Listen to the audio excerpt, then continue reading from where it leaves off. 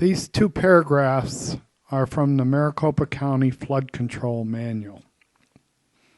The top paragraph describes a detention facility. I won't read that to you, but detention basically is water that is stored to be released over time into an outlet.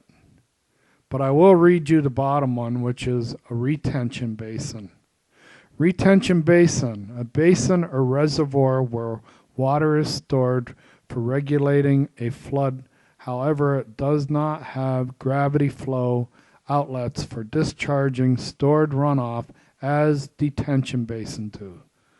The stored water is disposed by other means such as infiltration into soil, evaporation, injection, or dry wells or pumping systems.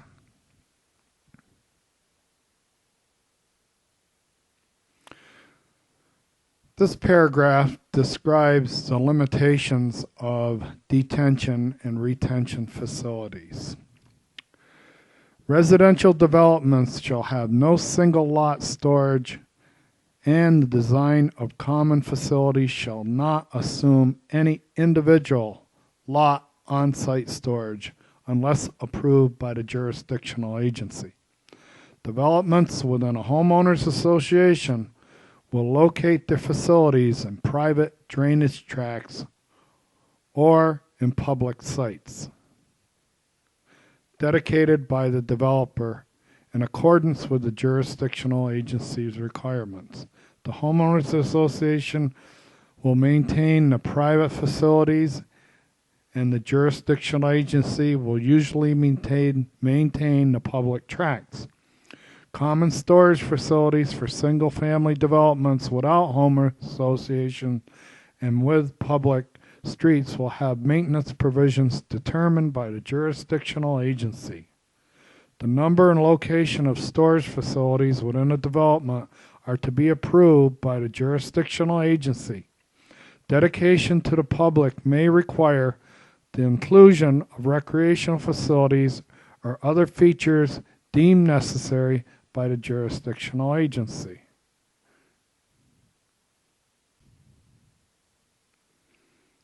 In the case of Tract A and Parcel 12,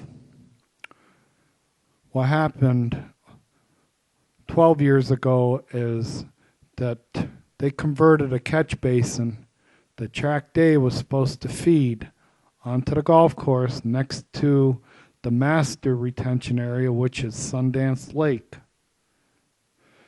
When they converted that catch basin to a tee box, it eliminated any chance for Tract A to be a drainage easement onto the golf course. Because there was a tee box there, the golf course builders decided that Tract A had to be filled in to keep water from running onto the golf course and destroying the new tee box. Their solution for the runoff that was supposed to go onto the golf course where the tee box was put was to elevate the runoff area for at the end of Tract A. They elevated it with dirt until no water could run onto the golf course.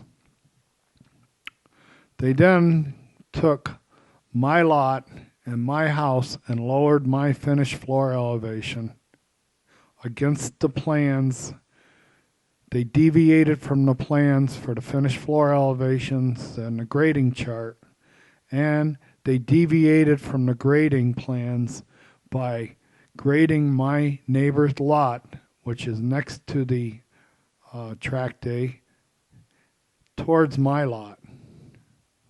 So all the water that came off my neighbor's roof and off their backyard, instead of running onto the golf course into a catch basin that isn't there anymore, was directed towards my lot, 316. At the same time, or simultaneously with lowering my floor elevation, an earthen berm was put across my backyard between the golf course and my house. The purpose of that berm was to trap any water that ran onto my yard from my neighbor's yard and to keep it on my yard. So my yard basically was a mini catch basin that was engineered by a bunch of rocket scientists. Okay, some golf course builder 10 years ago decided they were going to save the golf course money and the golf course hassle of having to deal with drainage coming out of track day by elevating the end of track day, putting a threshold there so the water couldn't run on the course, and then regrading all the lots near track day to run onto my lot.